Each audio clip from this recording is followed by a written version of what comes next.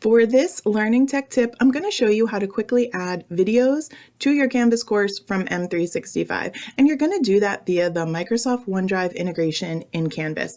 So in this case, I'm going to add a video to this page I've created. So I'm going to look for the Microsoft OneDrive integration in the Apps button, which looks like a little plug. If you don't see it here, you'll just click View All and choose it from this list.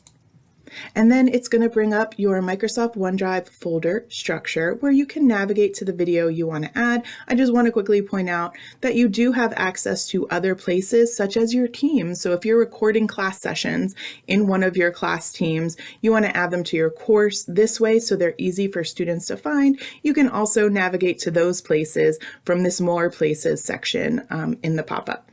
But I'm going to go ahead and grab a video from my OneDrive. I'm just going to select it, and then I'm going to click Embed. You could also click Link. I think the embed works great and looks great for students. Now it's embedded on my page. I'm just going to click Save, and your students will be able to watch the video from here or open it in a new tab in Stream.